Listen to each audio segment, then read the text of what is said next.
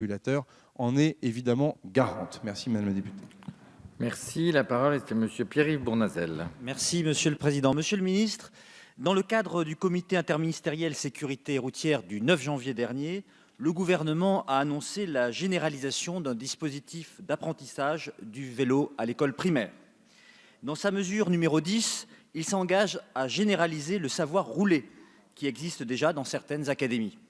Il viendrait ainsi s'ajouter aux autres savoirs fondamentaux que les élèves doivent maîtriser à leur entrée en sixième, à l'image du savoir lire, du savoir écrire, du savoir nager, afin que les jeunes puissent acquérir une réelle autonomie à vélo pour l'entrée au collège. Je veux saluer cette mesure qui est importante à 2 titres. Tout d'abord, le savoir rouler est essentiel pour permettre dès le plus jeune âge un accès à tous à la pratique du vélo et favoriser l'émergence d'une génération vélo. Il y a là un enjeu de promotion de ce mode de déplacement doux et durable. Ensuite, le savoir rouler demeure un véritable enjeu de sécurité routière pour les cyclistes qui sont particulièrement vulnérables dans la circulation. Les accidents mortels à vélo sont de plus en plus nombreux et c'est le constat d'ailleurs de l'Observatoire national de la sécurité routière. En 7 ans, le nombre de cyclistes tués sur les routes a augmenté de 22%. Entre avril et juin 2017, ils étaient 65. Sur la même période en 2016, ils étaient 40.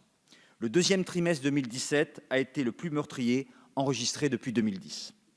Alors que le nombre de cyclistes augmente de façon importante en milieu urbain, et il faut s'en réjouir, on voit bien que le besoin de protection des cyclistes et de formation au partage de la route et aux nouvelles pratiques est décisif.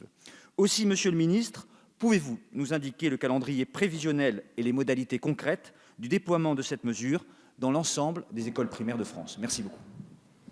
Merci, Monsieur le Ministre. Oui, merci Monsieur le Président. Monsieur le député Pierre-Yves Bournazel, vous avez raison, il y a eu plusieurs mesures et plusieurs annonces, et pas seulement les 80 km/h.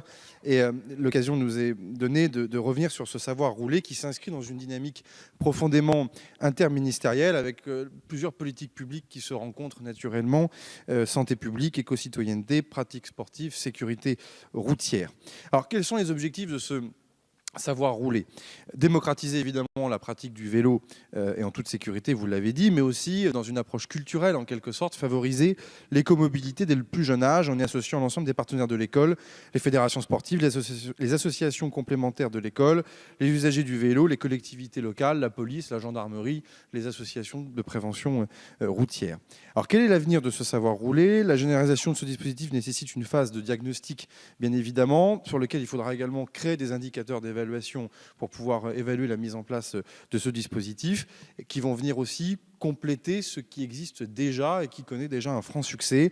Je pense notamment à l'attestation de première éducation à la route, la PER, qui est délivrée à l'école primaire, comme vous le savez.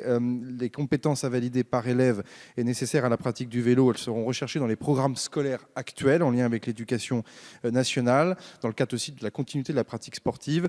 Et par ailleurs, des documents pédagogiques seront élaborés en lien avec le monde éducatif et des modules de formation partenariaux seront construits. Des opérations annuelles sont déjà menées, telles que la semaine de la marche et du vélo à l'école et au collège. Elles constitueront de bons moyens de mise en pratique et de partage, en particulier avec les parents qui doivent être associés à la démarche. C'est une absolue nécessité. Les activités proposées sur le temps péri-extrascolaire pourront aussi, dans une logique de cohérence des temps de l'enfant, contribuer à cette généralisation. Enfin, le développement des vélibus et des pédibus, utilisés notamment dans le cadre du ramassage scolaire, a été décidé lors du CICR de 9 janvier dernier. Ils ont fait preuve, là aussi, de leur efficacité.